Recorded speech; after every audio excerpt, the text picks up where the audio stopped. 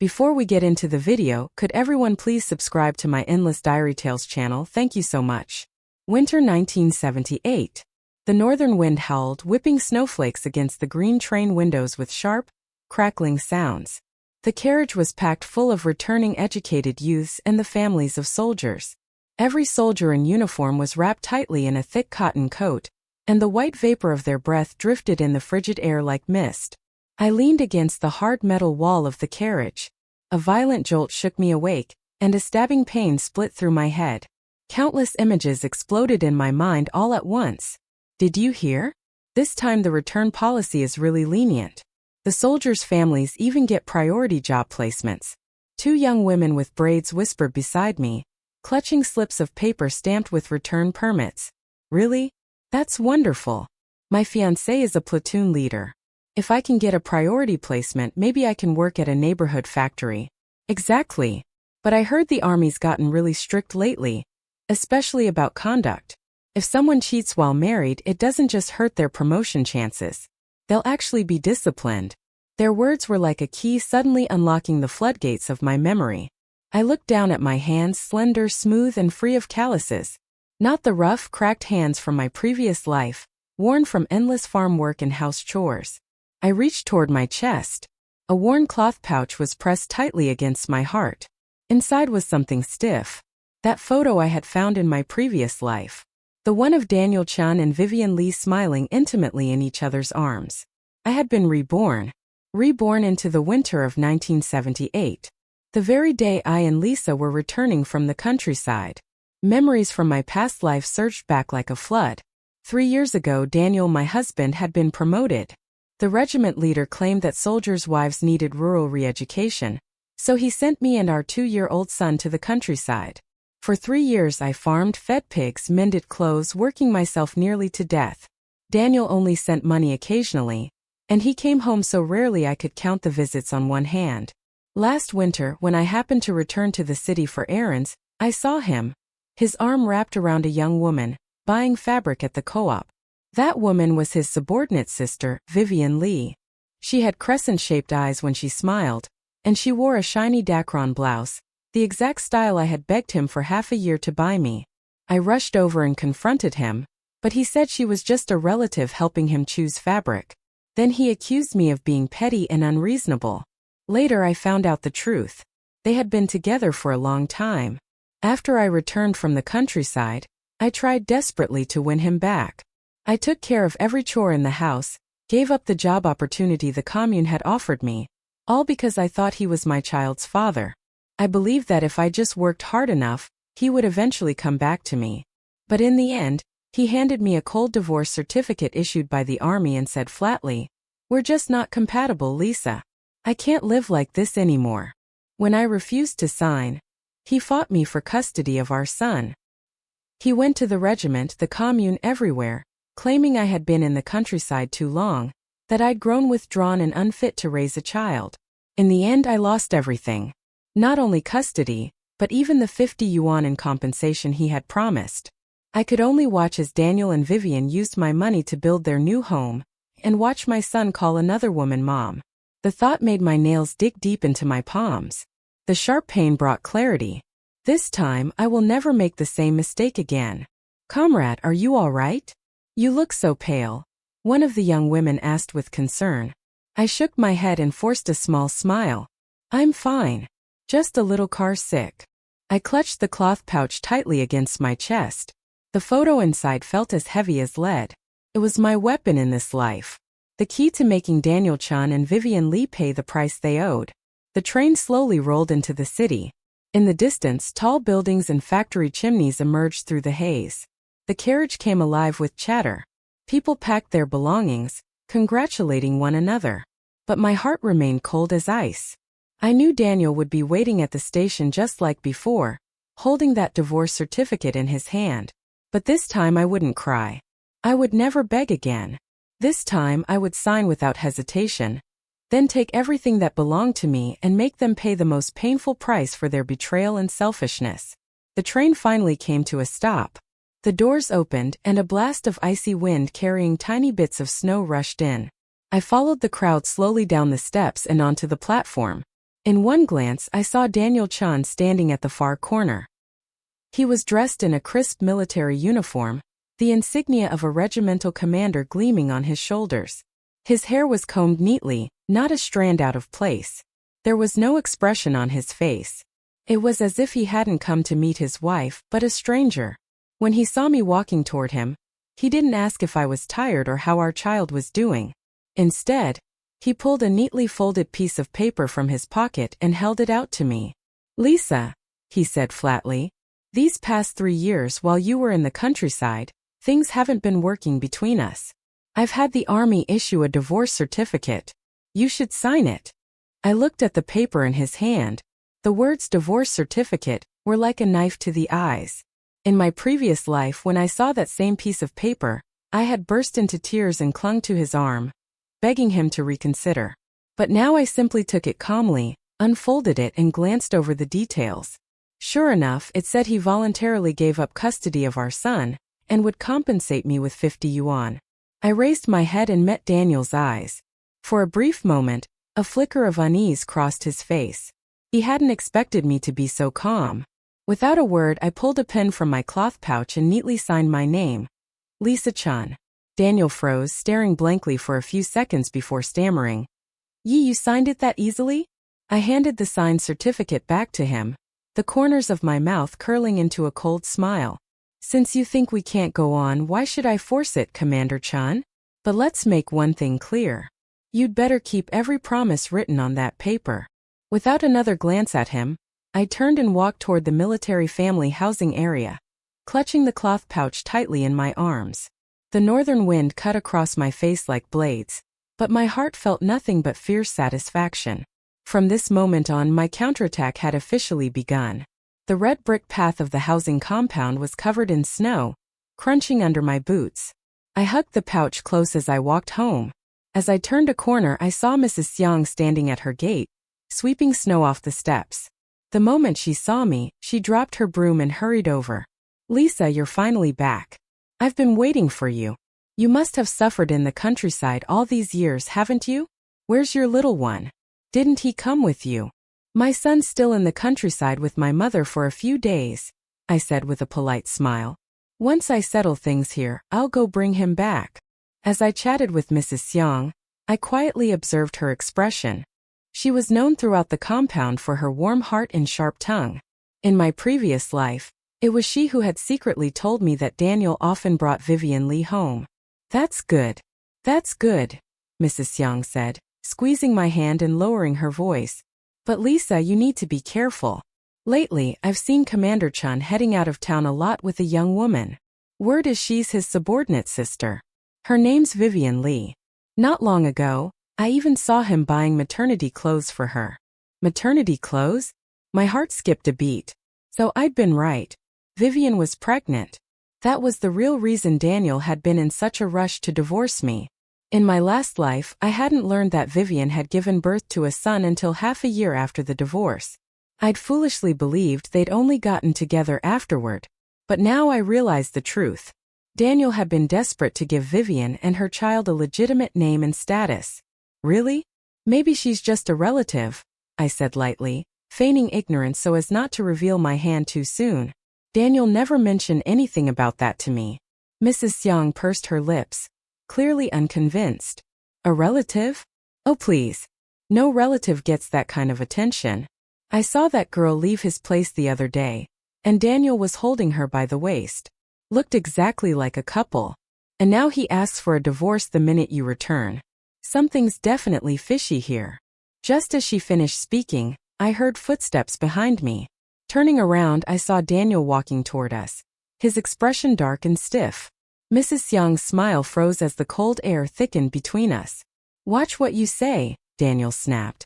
"You can joke about food but not about people. Vivian and I are just distant relatives. Don't start nonsense in front of Lisa." Mrs. Xiang wasn't the least bit intimidated when Daniel arrived. She snorted, folding her arms. "Just relatives, huh? You know very well what kind of relatives you are. Lisa followed you to the countryside and suffered for 3 years. You'd better not do her wrong." She shot him a fierce glare before turning on her heel and heading back to her house. Daniel's face turned an ugly shade of red, then pale again. But he didn't argue. He just muttered, "Don't listen to Mrs. Xiang's gossip. Let's go home. There's still a lot for you to unpack." I didn't reply, only followed him silently. The moment we opened the door, a heavy waft of perfume hit me. Jasmine, the exact scent Vivian Lee always wore. I'd smelled it countless times on Daniel's clothes in my previous life. On the couch lay a pink knitted sweater, clearly not mine. It was smaller, more delicate, and at the collar there was a faint smudge of lipstick. When Daniel noticed it, his eyes flickered with panic. He rushed over, stuffed the sweater into the crack between the cushions and stammered, "That belongs to a comrade's wife. They came by recently and forgot it here. I'll return it tomorrow." I watched his pathetic act and couldn't help a cold sneer in my heart. A comrade's wife wearing a pink sweater with lipstick on the collar. He must have thought I'd be easy to fool after spending 3 years in the countryside to make up such a ridiculous excuse. "Oh, I see," I said evenly, pretending to believe him. "I'll start unpacking. We have to go to the Civil Affairs Bureau tomorrow for the divorce paperwork. You should get some rest." Daniel clearly hadn't expected my calmness. He froze, then nodded stiffly. "Right, you do that? I'll be in the study." He hurried away, closing the door behind him. I stood there watching the study door for a moment before the corner of my lips curved into a cold smile. Instead of unpacking, I took out the photo from my bag. In the picture, Daniel Chan was holding Vivian Lee close under the willow trees on the outskirts of the city. Vivian wore a floral dress, her belly slightly rounded, her smile bright and radiant. This was the same photo I had found in Daniel's drawer in my past life. Back then, he'd insisted it was taken by a friend as a joke. Now it was clear Vivian had already been pregnant at that time. I put the photo back in my bag, locked it inside the dresser drawer, then went to the couch and carefully folded the pink sweater, placing it into a plastic bag. This was evidence too. If Daniel ever tried to deny his affair or fight for custody of the child, these would be my weapons. After everything was neatly put away, I lay down, but sleep wouldn't come. Memories of the humiliation and anger from my previous life mixed with the cold determination of this one. I knew that getting the divorce certificate tomorrow was only the first step. After that, I'd claim the 50 yuan compensation, fight for my child's custody, and make both Daniel Chan and Vivian Lee pay for their betrayal. The next morning, Daniel and I went to the Civil Affairs Bureau together. He didn't say a single word on the way, his face as dark as a storm cloud. When the clerk verified our documents, he asked, "Comrade Chan, you voluntarily give up custody of the child and will compensate the wife 50 yuan, correct?" Daniel hesitated, glanced at me, then nodded. "Yes." The clerk turned to me. "Comrade Lisa, you agree to the divorce and accept custody of the child along with the 50 compensation?" "Yes," I said firmly without the slightest hesitation. When the divorce certificate was finally handed to me, the red cover gleaming under the light, I couldn't help smiling as I read the words on it. Divorce certificate. I thought of all the pain and humiliation I'd suffered after Daniel abandoned me in my past life. And the smoothness of everything this time around made me laugh out loud before I could stop myself. "Girl, don't laugh so loud. You'll give yourself away," my mother whispered, tugging at my sleeve. She'd followed me that morning, worried I might lose control of my emotions.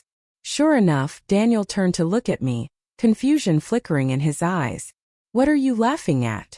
I quickly pretended to rub my eyes and forced out, "Oh, it's nothing. Just the wind got in my eyes and it tickled." I couldn't help laughing. Daniel Chen frowned but didn't press the question. He turned and walked away, saying, "I still have things to do. I'll go first. I'll give you the compensation in a few days." Watching his hurried back as he left, I smiled coldly and sighed. "In a few days," he said. He probably planned to stall, maybe even dodge the payment. No matter, I had plenty of ways to make him hand the money over. My mother came up beside me and took my hand. "Lisa, you've been wronged, but it's all right. After the divorce, the two of us can live well on our own." I nodded and smiled. "Mom, I'm not wronged. I actually feel relieved. From now on, we won't have to read his face anymore." With that, my mother and I walked out of the Civil Affairs office together. The sun warmed our faces and I knew a new life was beginning. We walked home along the snowy street, sunlight filtering through the bare branches and casting mottled shadows on the snow. I clenched the divorce certificate's red hardcover in my palm until it hurt. But inside I felt like a 1,000-pound burden had been lifted. That humiliating marriage that had ground me into the dust in my last life had finally ended in this life. Lisa, Daniel said he'd give the compensation in a few days, but I feel like he's going to weasel out, my mother said, her steps heavy beside me. Why don't we go ask him for it now so we don't have to worry later? I shook my head and carefully slipped the certificate into my bag. Don't rush, Mom. Right now, he's probably thinking about Vivian Lee. If we go to him now, he'll think we're being difficult and might just dodge the payment. Let's go home first. If there's no news after a couple of days, then we can take it up with the regiment. I had already thought it through with the divorce certificate and the other evidence. Daniel Chun wouldn't be able to get away with shirking his obligations. When we reached the housing compound and stepped into the stairwell, I heard a woman's laughter from upstairs, sharp and piercing. It was Vivian Lee's voice. My mother and I exchanged a look and slowed our steps, moving quietly upward. The sound was coming from Daniel's apartment next door. Our two homes were separated by only a single wall, so everything came through clearly. Daniel, you really divorced her? When can I move in? My belly is getting so big. If I keep staying at my brother's, it's not right, Vivian cooed childishly.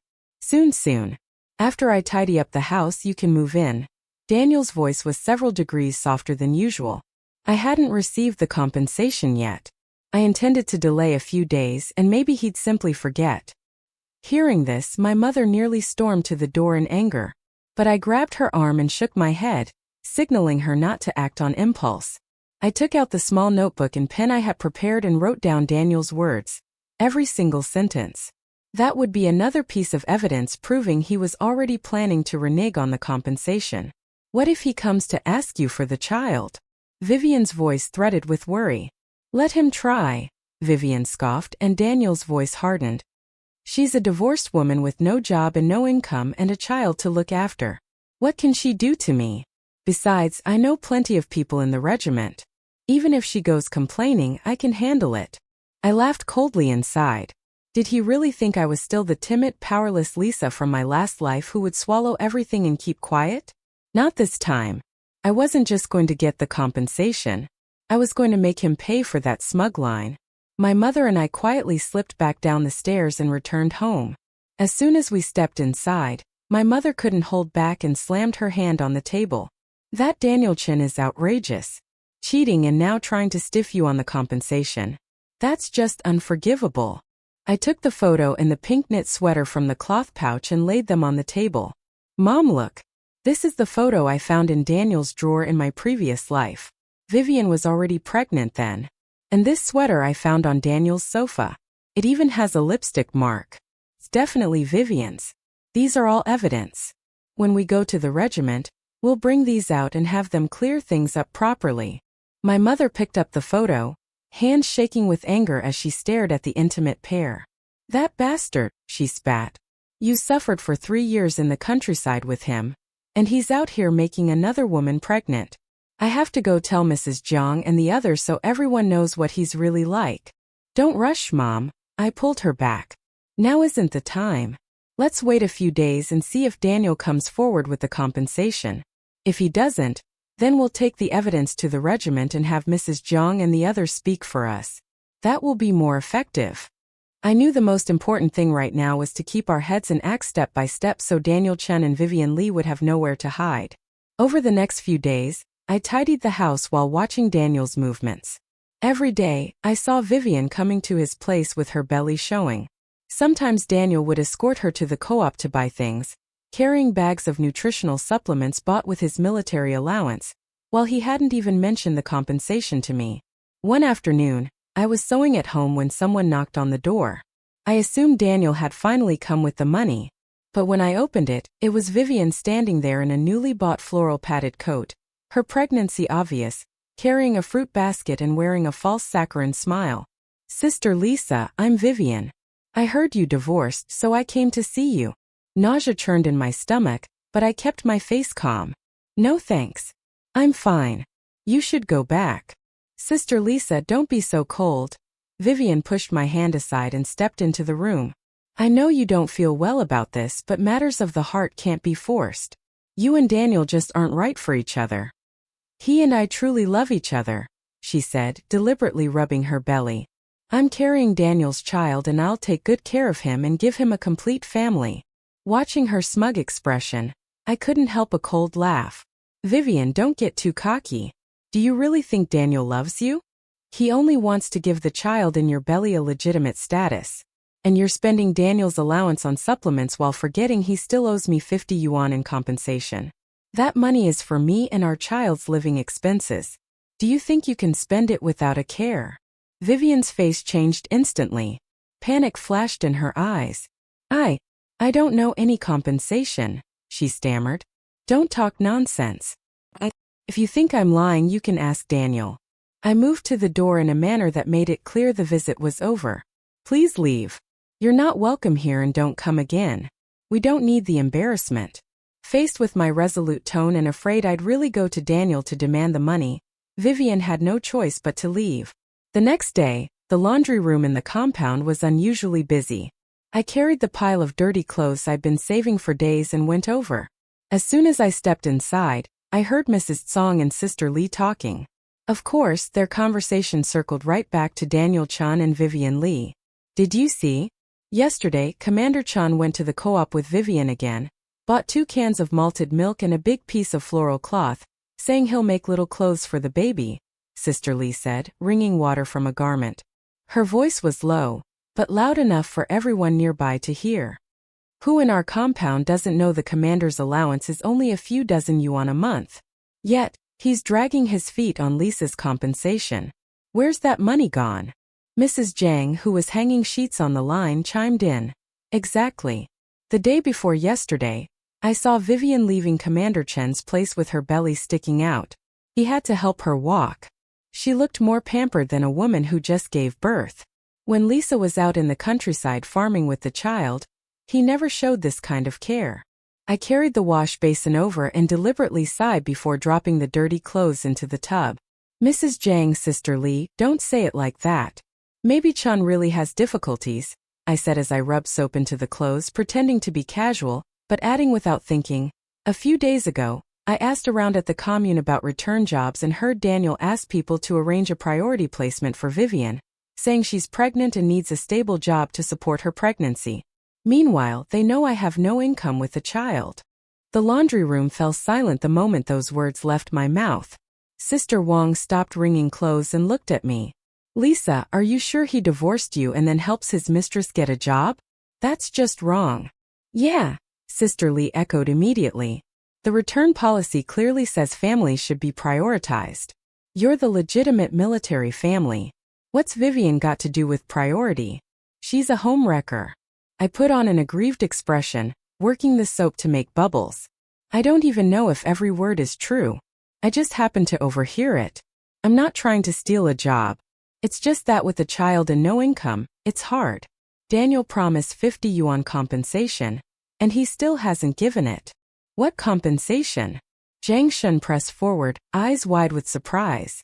He divorced you and promised compensation? I pulled the divorce certificate from my bag, opened it and showed them the page. Look right here. He voluntarily gives up custody and compensates me 50 yuan signed and sealed, but now he's spending the money on Vivian. When I ask him, he says, the regiment's funds are tight. Wait until next month. We've already been waiting nearly half a month. The laundry room erupted. Sister Wang slammed the washboard, furious. Daniel Chun is unbelievable. Written in black and white, and he still wants to weasel out. If this gets back to the regiment, do you think he can still keep his post? We have to stand up for Lisa. Sister Lee set down her work. I'll talk to the other women and make sure everyone knows his real face. If he's trying to take a job from Vivian, we'll let the commune officials hear about it. Justice will prevail. I grabbed Sister Lee's arm. Don't trouble everyone, Sister Lee. What if Daniel holds a grudge against everyone? That wouldn't be good. I said it aloud, but inside I knew the gossip had already been sparked. It only needed fuel to spread. Sure enough, that afternoon, the rumors ran through the compound. I stood on my balcony hanging laundry, and could hear little groups of military families below whispering and commenting. "Have you heard? Commander Chan not only cheated during his marriage and got Vivian pregnant, he's also stiffing Lisa on the compensation, and now wants to help the mistress get a job. If he succeeds, what justice will we have left as proper military families? No way. We should bring this up at the next family meeting with the political commissar," someone suggested. I realized Daniel Chan had probably heard the stir of talk already. That night when Daniel came back, his face was so dark it looked like water could drip from it. As he passed my door, his steps faltered as if he wanted to say something. But when he noticed the strange looks from the neighbors around, he lowered his head and hurried home, not even daring to slam the door. The next morning, I went to the commune to submit my child's registration papers. Just as I reached the entrance, I saw Daniel Chan and Vivian Lee coming out. Vivian had her arm looped around his, her face glowing with satisfaction. Daniel was holding a sheet of paper, probably a job application. When she saw me, Vivian's smile froze for a moment. Then she deliberately lifted her belly and raised her voice. "Daniel, let's go home. I'm not feeling well. I need to rest." Daniel didn't even look at me. He pulled her along trying to leave, but I stepped forward and blocked their way. Holding up the divorce certificate in my hand, I said evenly, "Commander Chan, shouldn't we talk about the compensation? I have no objection to you helping Vivian apply for a job, but don't forget the divorce certificate clearly states you owe me 50 yuan. That money is for me and our child's living expenses. You can't spend your army allowance buying supplements for your mistress while leaving us to starve, can you?" People nearby began to stop and stare. Whispers rippled through the crowd, and Daniel's face flushed crimson. He tried to push past me, but a commune official stepped forward to stop him. It was the same director I had seen the other day. The director frowned at Daniel. "Comrade Chan, the return to city work policy is meant for families in need, especially single mothers with children. They should be given priority. Even if Comrade Vivian Lee has special circumstances, rules are rules. No one should receive special treatment. And as for the 50 yuan compensation written in your divorce certificate, that should be paid on time. That's basic integrity." Daniel stood there speechless, his mouth opening and closing without a word. Finally, he shot me a venomous glare and dragged Vivian away in a hurry. Vivian turned back to look at me once, her eyes full of spite, but she didn't dare say a word. The director watched them leave, then shook his head and turned to me. "Comrade Lisa, don't worry. The commune will handle your return to work matter fairly. And about the compensation, I'll speak to Comrade Chun personally and make sure he pays you as soon as possible." I thanked him, feeling a rush of relief. The power of public opinion truly worked. Even the commune officials were standing on my side now. It seemed Daniel and Vivian's good days were coming to an end. When I returned to the housing compound, Mrs. Xiang and Sister Lee were already waiting at my door. The moment they saw me, they rushed over. "Lisa, how did it go? What did the commune officials say?" I told them everything that had happened. Mrs. Xiang slapped her thigh excitedly. "That's perfect. That's exactly how you should handle him. Let him see that the women in this compound aren't to be bullied." Sister Lee nodded with a grin. "If he dares pick on you again, just tell us. There are plenty of us here. No way will we let one Daniel Chen walk all over you." Their warmth filled me with a quiet sense of comfort. In my past life I had been utterly alone. But in this one I wasn't fighting by myself anymore. Though the commune director had promised to help with the compensation, 5 more days passed, and Daniel still hadn't made a move. I went to his place twice. The first time he said his army allowance hadn't been issued yet. The second time he simply refused to open the door. Through the peephole I could see Vivian sitting on the sofa, eating malted milk, wearing a new pair of knitted gloves. The fabric was unmistakable. It was the pure wool material I'd seen at the co-op a few days ago, 5 yuan per yard. So much for no allowance. He wasn't short on money. He was just spending it all on his mistress. My mother paced the room furious. "We can't wait any longer. We're going straight to the regiment and talking to the political commissar. I don't believe they'd turn a blind eye to such immoral behavior." I clenched the divorce certificate in my hand, then went to the wardrobe and took out the incriminating photo and the pink sweater. I had already made up my mind. "Mom, you're right. We're going to the regiment today. Daniel Chun thinks he's protected by his connections in the army. Then let's see just how strict the army's discipline really is. The political commissar's office was on the third floor of the administrative building. As soon as we reached the entrance, we ran into Daniel's subordinate, Staff Officer Wang. When he saw the folder of documents in my hand, his face changed slightly, and he quickly stepped forward. Sister Lisa, you're here to see the commissar. Why don't I go talk to Commander Chun first? Maybe we can handle this privately. Privately? I gave a cold laugh. I've tried to handle it privately 3 times already. He either hides or dodges responsibility. Now it's his turn to explain himself to the regiment. Wang tried to block me again, but Mrs. Xiang suddenly appeared out of nowhere, pushing him aside. Lisa's here to report a situation. You're just a subordinate. Don't stand in the way. If Daniel Chun hasn't done anything wrong, what's he afraid of meeting the commissar for? Mrs. Xiang, worried I'd be outnumbered, had called Sister Li and a few other military wives to come along. They all crowded around me now, speaking up one after another in my defense. Staff Officer Wang realized he couldn't stop us and reluctantly stepped aside. When we knocked on the commissar's office door, he was reading a document. Seeing me walk in with several women and a pile of materials, he immediately put down his pen. Comrade Lisa, what's the matter? Sit down and tell me slowly. I placed the divorce certificate, the photo, and the pink sweater neatly on his desk. Taking a deep breath, I told him everything from beginning to end. Commissar Daniel Chun had an affair with Vivian Li, while we were still married, and got her pregnant. The day after I returned from the countryside, he forced me to divorce him and promised to compensate me 50 yuan. But now he's spending all his army allowance buying Vivian supplements and new clothes while refusing to pay what he owes. He even tried to pull strings with the commune to get her a job, completely ignoring me and our child's survival. Mrs. Zhang quickly added, Commissar, we can all testify. Vivian comes to Daniel's place every day with her big belly, and he even accompanies her to buy maternity clothes while Lisa can barely afford her child's tuition. Sister Li produced a small sheet of paper. These are signatures from over 10 military wives in our housing compound. We all agree Daniel Chen's conduct is disgraceful.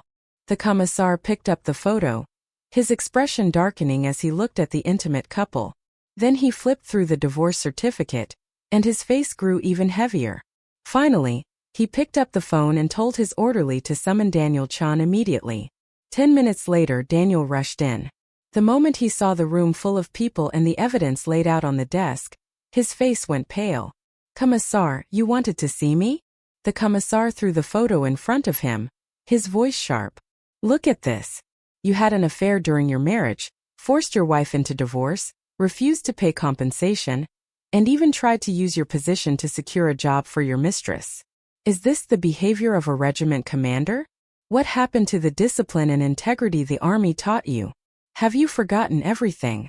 Daniel scrambled to pick up the photo, his hands trembling. Commissar, it's not what it looks like. Vivian and I are just relatives. This photo is a misunderstanding. I took out the pink sweater and laid it on the table. Then this women's sweater with lipstick on the collar. Is that also your relative? And what about the allowance you claimed hadn't been issued? If that's true, how is Vivian drinking malted milk every day and wearing pure wool gloves? Are you saying those weren't bought with your allowance? Daniel's defense stuck in his throat. His face went from white to red to a deep bruised purple. The commissar stared at him, shaking his head in disappointment. Daniel Chun, I truly didn't expect this from you. The army has zero tolerance for misconduct of this kind. From today onward, your position as regiment commander is suspended. You will write a full self-criticism and submit it immediately. And one more thing before the day is over, you are to pay Comrade Lisa the 50 yuan compensation in full. If I hear any more gossip about you and Vivian Li, the commissar said sternly, the army will take further disciplinary action. Your suspension is already in effect. Daniel Chun staggered back a step, disbelief written all over his face. Commissar, I can't be suspended. I'm about to be promoted. Please give me one more chance. Just one more. The commissar cut him off coldly. When you forced Lisa to divorce you, did you think about giving her a chance? When you refused to pay the compensation, did you think about giving your child a chance? It's too late to talk about chances now. Daniel opened his mouth to argue, but before he could speak, the orderly entered and whispered something in the commissar's ear. The commissar nodded, then looked back at Daniel. Your subordinate, Captain Lee, Vivian's brother, has just submitted his resignation. He said he's too ashamed to stay in the unit any longer. You see what you've done? You haven't just ruined your own career. You've dragged others down with you. Daniel's face drained of all color. He sank into a chair, unable to utter another word. That afternoon, he brought the 50 yuan compensation to my home. He set the money on the table, head bowed, his voice trembling. Lisa, I'm sorry. I know I was wrong. Could you please talk to the commissar for me? Ask him to lift the suspension. I took the money, tucked it away carefully, and looked him straight in the eyes. Daniel, your mistake isn't that you delayed the payment or that you got suspended. Your mistake is betraying your marriage and shirking your responsibility. These consequences are yours alone. No one can save you from them. Daniel saw the resolve in my eyes and realized there was no point in begging. Shoulders slumped, he turned and left in silence. After he was gone, my mother picked up the 50 yuan, tears of relief welling in her eyes. Lisa, we finally got it. We'll never have to bow to him again. I nodded. But inside, I knew this was only the beginning. Daniel Chan and Vivian Lee hadn't faced the real consequences yet. On the third morning after Daniel's suspension, I was at home sorting through documents to apply for the accountant position. The commune had announced that reviews would begin next Monday, so I needed to organize my return certificate and education records. Suddenly a loud, furious pounding shook the door, so heavy it sounded like it might break. When I opened it, Vivian stood there. Her hair was a tangled mess, and there were blood stains on her new floral coat. Her face was twisted with rage, all her former pride gone. Before I could speak, she shoved past me, stormed into the house, and jabbed a finger in my face. Lisa, was it you who went to the regiment and ratted us out? Because of you, Daniel got suspended and my job fell through. What the hell is your problem? I shut the door behind us and looked at her coolly. What I reported was the truth. Daniel committed adultery, broke his promises, and abused his position. The suspension was deserved. As for your job, if you didn't qualify, that's on you. What does that have to do with me? Didn't qualify? Vivian gave a cold laugh, resting her hand on her belly. I'm carrying Daniel's child. He's the regiment commander. How could I not qualify? If it weren't for you meddling, I'd already be working as an accountant at the factory. Regiment commander. I pulled out the official suspension notice from my drawer and laid it in front of her. Haven't you heard? Daniel Chen's command position has already been suspended. He's just an ordinary officer now, and he could be demoted next. Do you really think a man in his position can still pull strings for you? Vivian's eyes widened as she saw the official seal on the document. Her face turned pale and her voice trembled. That's impossible. Daniel told me it was only temporary, that he'd be reinstated soon. You're lying. Am I? I stepped closer, my voice sharp as ice. You can go to the regiment and ask for yourself. And tell me, Vivian, do you really think Daniel ever wanted to help you out of love? He only wanted to give the child in your belly a name, I said coldly. But now that he can't even protect himself, do you really think he's still going to care about you? Vivian's expression faltered. She was clearly shaken but still tried to keep up her front. You're lying. Daniel treats me really well. He buys me malted milk and new clothes. How could he not care about me? Malted milk and new clothes? I sneered, pulling out the photo. He used the money that was supposed to be my compensation for those things. That money was meant for me and my child's living expenses, but he spent it on flattering you, his mistress. Does it feel good to spend it knowing that? I took a step closer, my voice low and cutting. And you, an unmarried woman, pregnant with another man's child, barging into someone else's home and throwing a tantrum. Aren't you afraid word will spread, and no one will ever want you again? Shut up, Vivian snapped, her composure finally cracking. Her face twisted with rage as she lunged at me, trying to snatch the photo from my hand. I won't let you talk about me like that.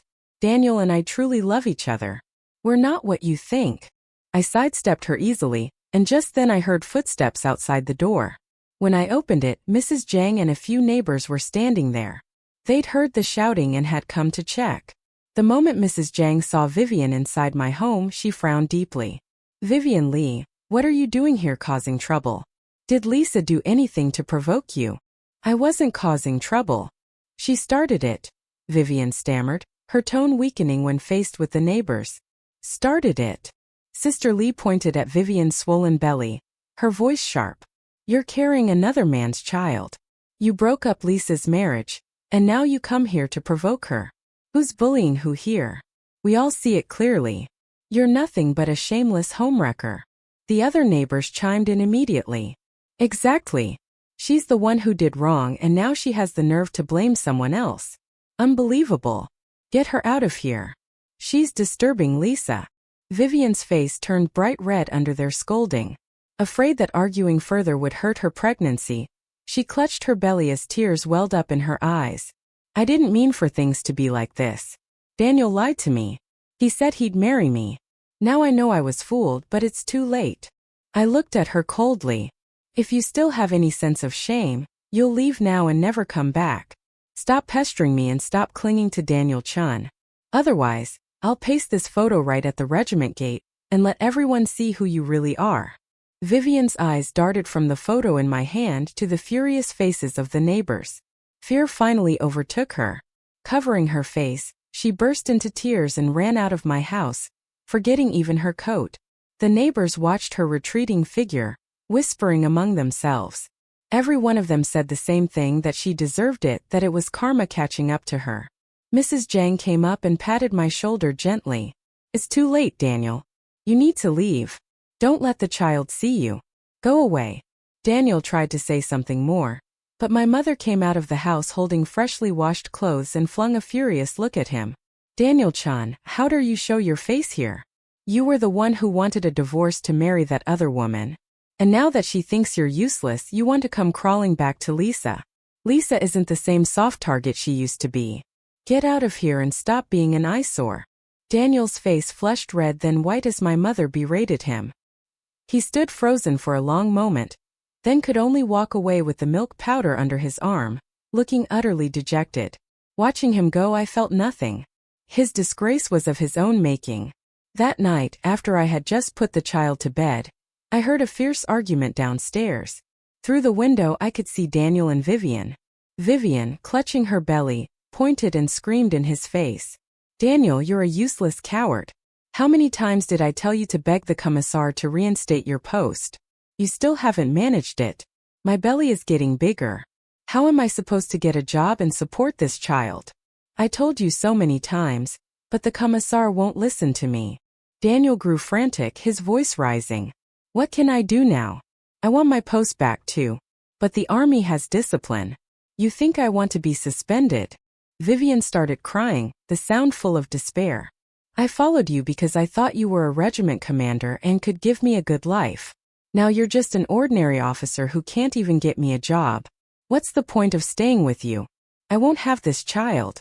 I'll go home tomorrow and have it aborted." "Don't you dare try to abort it," Daniel shouted, grabbing her arm. "This is my child.